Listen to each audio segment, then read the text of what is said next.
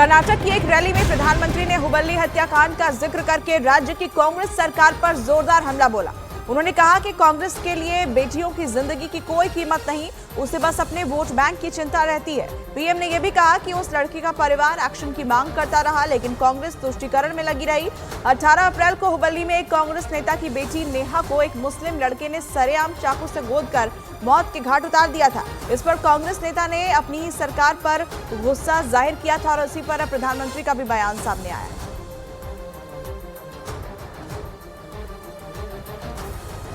हुबली में हमारी एक बेटी के साथ जो कॉलेज कैंपस में हुआ, उसने तो पूरे देश में भूचाल ला दिया है। उस बेटी का परिवार एक्शन की मांग करता रहा, लेकिन कांग्रेस की सरकार तुष्टीकरण का दबाव उसी को प्राथमिकता देती है। उनके लिए नेहा जैसी बेटियों की जिंदगी की कीमत नहीं है, उनको तो अपने वोट बैंक की चिंता है।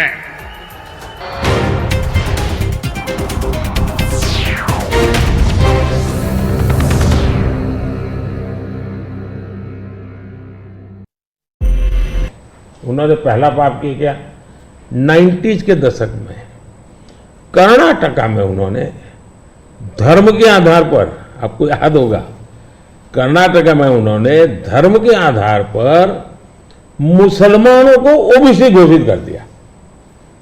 यानी देश के ओबीसी को नकारना, उस विचार को दबाना, उस विचार को रिजेक्ट करना, लेकिन राजनीति खातर मुसलमानों को ओबीसी घोषित कर देना। नमस्कार, आप सभी का बहुत बहुत स्वागत है। मेरा नाम रोबिका लियाकत है। आज वीकेंड के मेगा एडिशन में मैं आपके सामने हाजिर हो गई। जबरदस्त चुनावी गर्मी है और इस बीच प्रधानमंत्री नरेंद्र मोदी ने न्यूज 18 इंडिया को ये देखिए दिया है मेगा इंटरव्यू। एक्सक्लूसिव इंटरव्यू है, बेहद खास साक्षात्कार उन्होंने किया है, जिसमें उन्होंने कांग्रेस के घोषणा पत्र से लेकर विरासत टैक्स जैसे हर मुद्दे पर बेबाकी से चर्चा की है। अगले 1 घंटे तक हमारी ये खास पेशकश आप देखते रहिएगा। मोदी के मेगा इंटरव्यू की पहली झलक सबसे पहले आपके सामने। कांग्रेस के घोषणा पत्र पर पीएम ने पहली बार सबसे बड़ा प्रहार किया है। न्यूज 18 इंडिया के मेगा इंटरव्यू में पीएम मोदी ने कहा कि कांग्रेस एससी, एसटी और ओबीसी का आरक्षण घटाकर उसमें मुसलमानों को आरक्षण देने की कोशिश कर रही है। सुनिए आप सिर्फ झलक। आपने जो है राजस्थान में एक रैली में एक कांग्रेस के मैनिफेस्टो पर एक डायरेक्ट अटैक किया। आपने ये तक कहा कि इनका एक स्कीम है जिससे कि ये वेल्थ डिस्ट्रीब्यूट करना चाहते हैं, ये पता लगाना चाहते हैं किसके पास कितनी जमा पूंजी है, किसके पास कितना पैसा है, किसके पास कितना सोना है, सिल्वर है, चांदी है, और उसको वो मुसलमानों में और घुसपैठियों में बांट देना चाहते हैं। क्या ये थ्रेट इतना रियल है? क्या आपको ऐसा दिखता है? कांग्रेस का जहां तक मैनिफेस्टो है, कोई मुझे बताए क्या चुनाव के अंदर पॉलिटिकल पार्टियों के मैनिफेस्टो ये कोई शोपीस के लिए होते हैं क्या? सचमुच में तो मीडिया का काम है कि हर एक पॉलिटिकल पार्टी के मैनिफेस्टो की बारीकी से जांच पड़ताल करे। मैं इंतजार कर रहा था कि मीडिया करे। पहले दिन मैंने एक कमेंट तो कर दिया था जी, मैं कोई आज कर नहीं रहा जी, कि भाई मुझे मैनिफेस्टो देख करके लगता है कि इस पर पूरी तरह मुस्लिम लीग की छाप है। तो मुझे लगा कि मीडिया चौंक जाएगा, जो एनालिसिस करने वाले चौंक जाएंगे, लेकिन पता नहीं अब उनकी व्यस्तता कुछ और है। मैनिफेस्टो में उनकी तरफ से जो परोसा गया उतना ही गुड़ी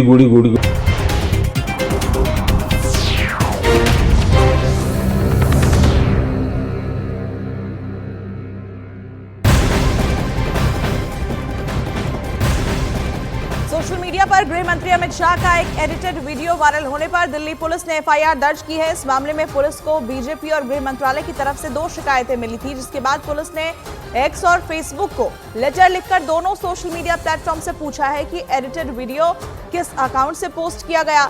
सूत्रों का कहना है कि इस वीडियो के पीछे लोगों को पहुंचने के लिए पुलिस देश भर में धरपकड़ शुरू कर सकती है लोगों तक पहुंचने के लिए। और अमित शाह की एक रैली के इस वीडियो में इस तरह से काट छाट की गई है जिससे ऐसा लगे कि वो देश में आरक्षण खत्म करने की हिमायत कर रहे हैं, जबकि उन्होंने ऐसी कोई बात नहीं कही थी।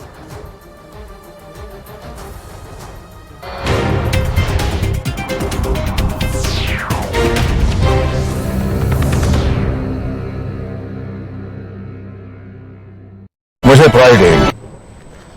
फिर मुझे लगता भी ये तो इकोसिस्टम का बड़ा मिली बगैर लगता है। अब मुझे सच्चाई लेकर जाना पड़ेगा। मैंने काफी 10 दिन इंतजार किया कि देश इस मैनिफेस्टो में जो बुराइयां हैं उसको कोई न कोई, क्योंकि निष्पक्ष तरीके से आता है तो अच्छा है। आखिरकार मुझे मजबूरन ये सच्चाइयां लेकर के आनी पड़ी। अब देखिए साहब, अब उनके एक महाशय ने अमेरिका में इंटरव्यू दे दिया जी, इनहेरिटेंस टैक्स। तो इनहेरिटेंस टैक्स की बात ले आए, 55% टैक्स आपकी प्रॉपर्टी। अब मैं विकास और विरासत की बात कर रहा हूँ, ये विरासत को लूटने की बात करते हैं। तो मैं और वेल्थ रिडिस्ट्रीब्यूशन की बात करते हैं, और उनके आज तक का इतिहास है, वो करेंगे क्या? तो फिर मेरी जिम्मेवारी, मेरी रिस्पॉन्सिबिलिटी है कि मैं देशवासियों को बताऊं कि भाई ये इस दिशा में ले जा रहे हैं। अब आप तय कीजिए, जाना न जाना जनता जनार्दन का हक है, लेकिन मेरा दायित्व बनता है कि तथ्य के आधार पर, तर्क के आधार पर, उनकी हकीकतों के आधार पर मुझे बताना चाहिए, वो मैं बता रहा हूँ।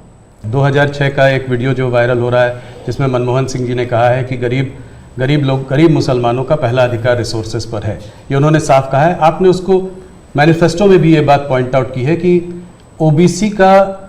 ओबीसी रिजर्वेशन का जो है पार्ट लेकर वो मुसलमानों को दे देना चाहेंगे, और 2004 से 2014 के बीच में उन्होंने 4-5 बार ऐसा करने की कोशिश की भी है। अरे भाई, ये तो बड़ा इंटरेस्टिंग सवाल आपने पूछा है।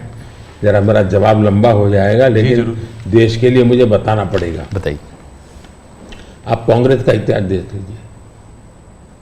90 के दशक से ये मांग उठी है देश में। समाज का एक बहुत बड़ा तबका है जिसको लगता था कि हमारे लिए कुछ होना चाहिए, उसके लिए आंदोलन हुए हैं। 90 से पहले कांग्रेस ने पूरी तरह इस बात को खारिज कर दिया, उसका विरोध किया, उसको दबाने की कोशिश की है। यानी 90 के पहले का उनका दशक है।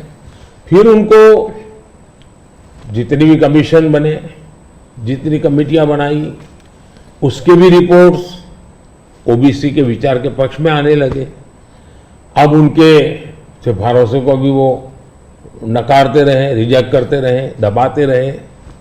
90 के दशक में उनको लगा कि भाई अब इसको जरा उनकी वोट बैंक की राजनीति के अनुसार उसको टर्न दिया जाए। उन्होंने पहला पाप किया क्या?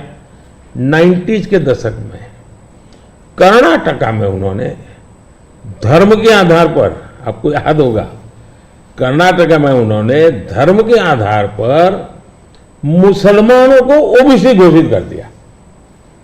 यानी देश के ओबीसी को नकारना, उस विचार को दबाना, उस विचार को रिजेक्ट करना, लेकिन राजनीति खातर मुसलमानों को ओबीसी घोषित कर देना।